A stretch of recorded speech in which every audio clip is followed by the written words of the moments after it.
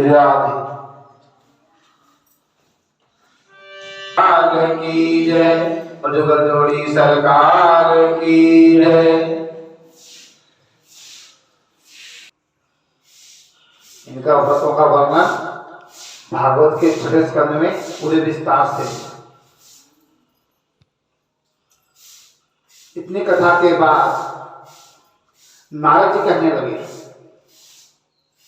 कि हे ब्राह्मण, कार्तिक वैश्व भागवती स्त्रियों को अवश्य करना चाहिए। नारद जी ने प्रश्न किया कि हे ब्राह्मण, उस व्रत की विधि क्या है और कब करना चाहिए? तब ब्रह्मा जी ने कहा कि हे पुत्र, तुम्हारे स्नेहवश यह अति गुप्त कार्तिक मास का व्रत कहता हूं। तुम सावधान होकर सुनो। आश्विन मास की शुक्ल पक्ष की पूर्णमासी को, जो परसों थी, प्रातःकाल उठकर शौच आदि से निर्वित होकर दंत मंचन आदि करके नदी, संगम, सरोवर, दबे हुए कुंड, कुएं या घर में ही स्नान करें।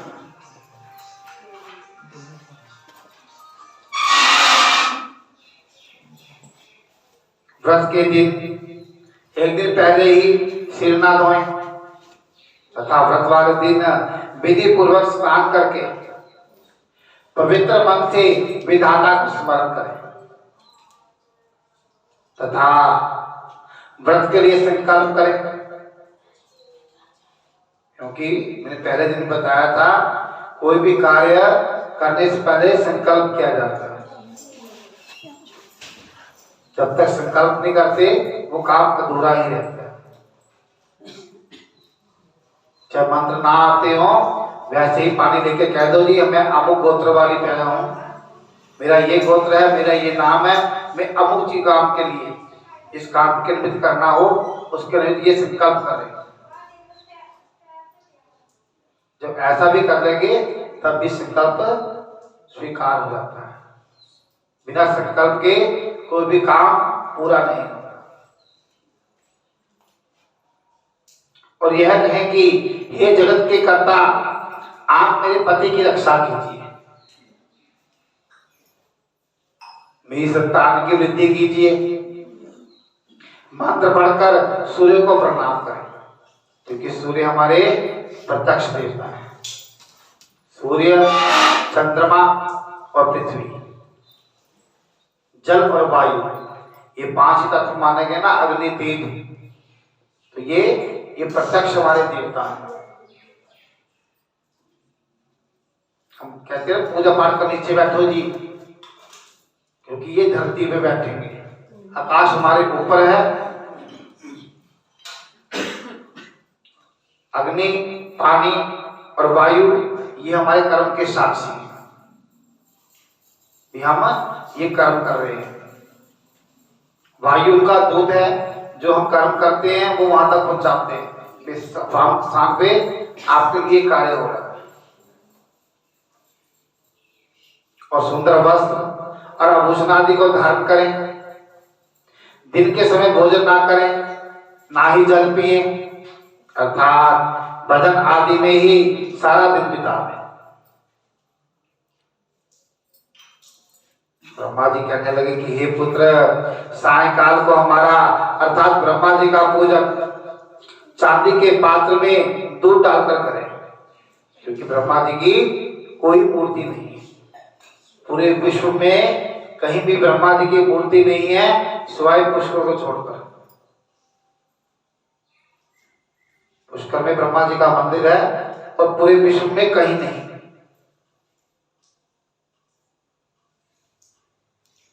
सोना, चांदी, तांबा या मिट्टी की हमारी मूर्ति बनाएं, उसको लाल वस्त्र पहनाकर और विधि पूर्वक हमारा पूजन करें।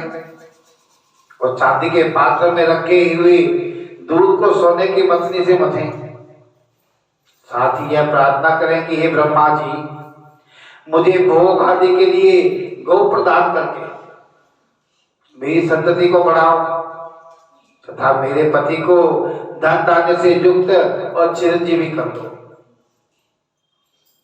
बहुत से दास तथा दासीगण प्रदान करो। इसके बाद ब्राह्मण को भोजन कराए और कुल के बूढ़ों और वृद्धों को, जो कुल में बड़ी स्त्रियां हो, बड़े बुजुर्ग हो, उनको स्वादिष्ट पकवान से तृप्त करें और स्वयं भी तारों को देखकर भोजन करें। यह आश्विन मास की शुक्ल पक्ष की पूर्णमासी को ब्रह्मा जी का नक्त व्रत होता है। यह व्रत सब प्रकार के पापों का नाश करने वाला, समस्त कामनाओं को पूर्ण करने वाला तथा ज्ञानी पुरुषों को मुक्ति देने वाला होता है। भगवान जब तप तथा तीर्थ स्थान से इतने प्रसन्न नहीं होते जितने इस व्रत करने से प्रसन्न होते हैं। जो ब्रह्मा जी के आगे इस दिन कपूर जलाता है उसको बड़े बड़े वृक्ष और गौदान का फल मिलता है तथा उसके कई एक कुल वैकुंठ को प्राप्त होते हैं।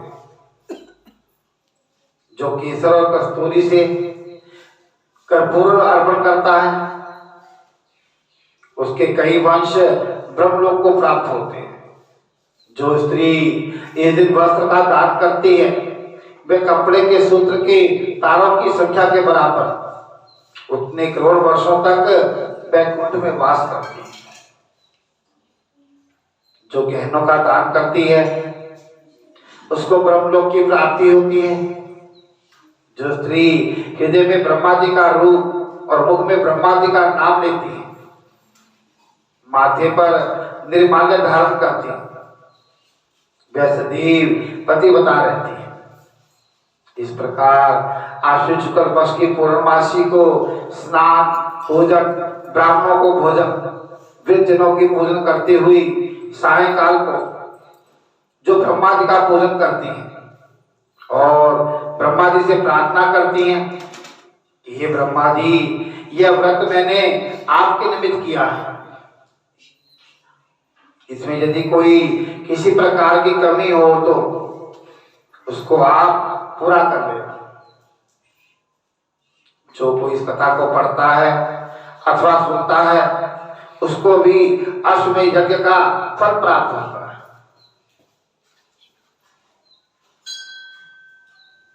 नारद जी कहने लगे कि हे ब्राह्मण, कार्तिक मास के महत्व का विधि पूर्वक वर्णन कीजिए। तब ब्रह्मा जी कहने लगे कि हे नारद, तुम बड़े सज्जन पुरुष हो जो मनुष्यों की भलाई के लिए ऐसे प्रश्न करते हो। अब मैं तुमसे ऐसी कथा कहता हूं जिसके सुनने मात्र से सब पापों का नाश हो जाता है। हे नारद जी, सूत जी इसने मैंने तीर्थ में शौनक आदि ऋषियों से कहते हैं कि ऋषियों, साधुओं का सत्संग अति पवित्र होता है। संसार में पापों के भय को दूर कर देता है। इसलिए कहा लिखा है ना, संत समागम हरि कथा तुलसी दुर्लभ दोई। ये दोनों ही दुर्लभ होती है।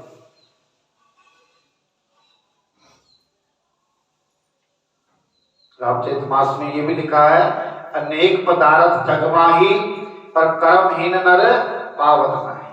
जिसके कर्मों में होगा उसी को मिलेगा। जिसके पुण्य का उदय होगा वही मंदिर में, गुरुद्वार में प्रवेश कर पाएगा। नहीं तो आप दिन में 100 चक्कर लगाएंगे तो मंदिर के आगे से निकल जाओगे। जब उनकी कृपा होगी, तुम्हारे पुण्य का उदय होगा, तभी तुम कोई धर्म कार्य कर पाओगे और तभी मन में भाव और संकल्प बनेगा। इसलिए उस समय को चूको मत। मौका बार बार नहीं मिलते। चूके सो चूके। ये शरीर नित्य नहीं है, कब क्या हो बता नहीं किसी को। इसलिए जो मन में भाव आए तुरंत कर डालो, पेंडिंग मत रखो, भी आज नहीं कल करोगी, कल नहीं कल परसों करोगी। बुरा काम करना हो तो सोचो आज ही कल करेंगे, पता कल तक हमारा क्या मूड बदल जाए। लेकिन पुण्य कर्म के लिए एक पल की भी देरी मत करो।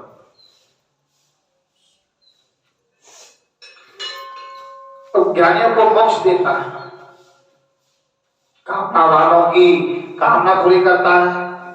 श्री गंगा जी पापों को नष्ट कर देती है, चंद्रमा ताप को दूर कर देता है, कल्पवृक्ष दीनता को नष्ट कर देता है। परंतु साधु का समागम, साधु का मिलना पाप, ताप और दीनता, इन तीनों को ही नष्ट कर देता है। इसका आधा क्षण भी मोक्ष के देने वाला होगा। इतनी वार्ता सुनकर ऋषि कहने लगे कि हे सूत जी, आप कृपा करके कार्तिक का महात्म, इतिहास तथा प्रसंग से सुनाइए। तब सूत जी कहने लगे कि हे ऋषियों, एक समय भगवान कृष्ण से कमल जैसे नेत्र वाली श्री सत्यभामा जी कहने लगी कि मैं धन्य हूं और मेरे माता पिता भी धन्य हैं, जिनके मेरी जैसी कन्या पैदा हुई, जिसके पति आप स्वयं भगवान हुए। आप 16,108 रानियों में से सबसे अधिक मुझसे ही प्रेम करते हैं। जिस कल्पवृक्ष की पितृलोक के लोग बात नहीं जानते, वह मेरे आंगन में लगा हुआ। अतः मैं आपसे एक बात पूछना चाहती हूं, आशा है कि मेरे हित के लिए वह अब बात आप अवश्य बताएंगे। इतनी कथा को सुनकर श्री कृष्ण जी सत्यभामा का हाथ पकड़कर कल्पवृक्ष के नीचे ले गए और कहने लगे कि ये सत्यभामा, सब रानियों में तुम मुझको सबसे अधिक प्रिय हो। तुम्हारे स्नेह के वश मैंने इंद्र से विरोध करके यह कल्पवृक्ष स्वर्ग से लाकर तुम्हारे आंगन में लगा दिया। मैं तुम्हारे लिए अदेय भी दे सकता हूं, जो नहीं देनी हो वह भी दे सकता हूं। अब तुम मुझसे यदि गुप्त से गुप्त बात भी पूछोगी तो मैं बताऊंगा। सत्यभामा कहने लगी कि हे स्वामी, पहले जन्म में मैंने ऐसा कौन सा पुण्य कर्म किया था जिससे मैं आपकी अर्धांगिनी बनी। ये पुण्य, हमारे जो सुख दुख है, ये पूर्व जन्म के पुण्य है और पापों का परिणाम होता है। शास्त्रों में लिखा है, बिना भोगे आप करोड़ों वर्षों में भी ये कर्मशील नहीं होंगे। ये तो हमें भुगतने ही पड़ते। आप कहते हैं मरने के बाद किसने देखा है, लेकिन शास्त्र ये कहता है मरने के तुरंत बाद जब श्वास निकलते हैं तो हमारे को अंगूठी के बराबर शरीर मिल जाता है। और 10 दिन हम जो कर्म करते हैं, 17वीं तक हम लोग कर्म करते हैं, उससे फिर एक हाथ का शरीर बनता है जो कर्म भोगता है।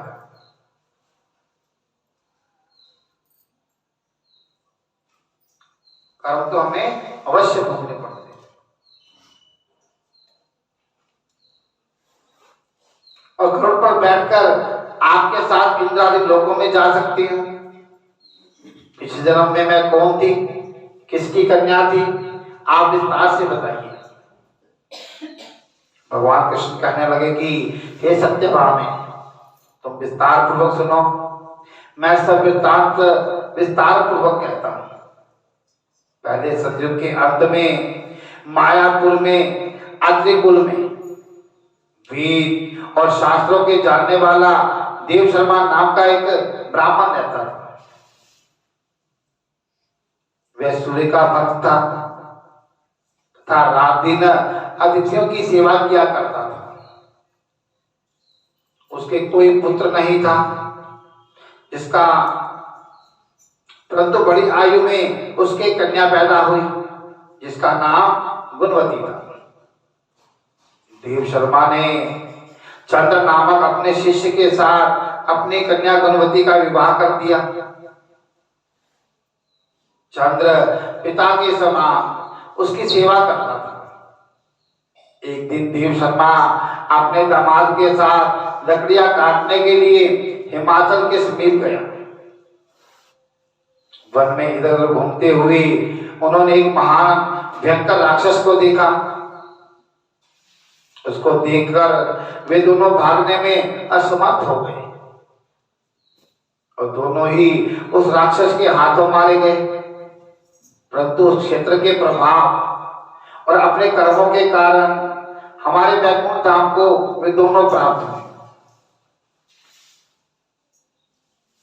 क्योंकि जैसे मेघ से बरसता हुआ जल सब नदियों के द्वारा समुद्र में प्रवेश पा जाता है, वैसे ही गणेश, शिव जी, सूर्य, विष्णु, किसी भी देवता की उपासना की जाए वह हमको ही मिलती है।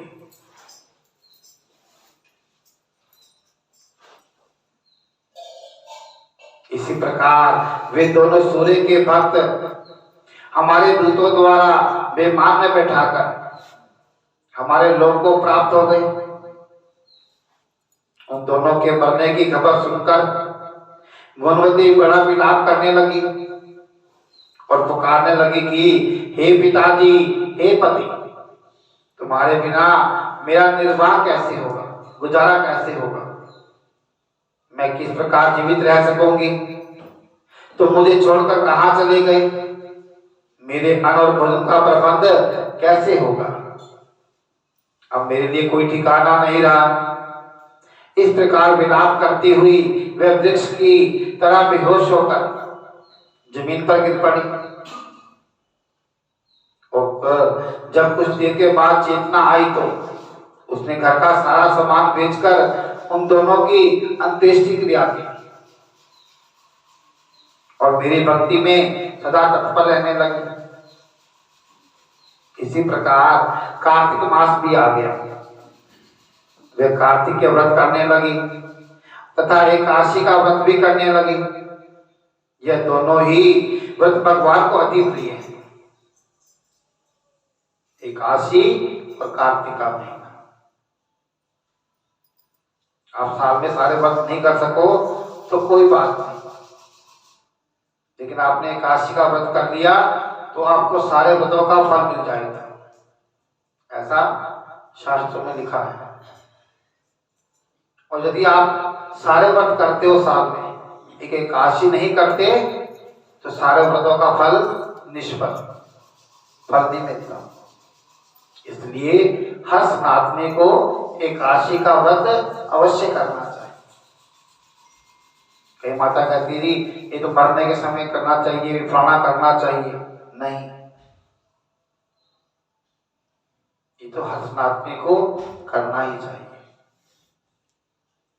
गीता पाठ डेली करना चाहिए। आप एक श्लोक डेली पढ़ो,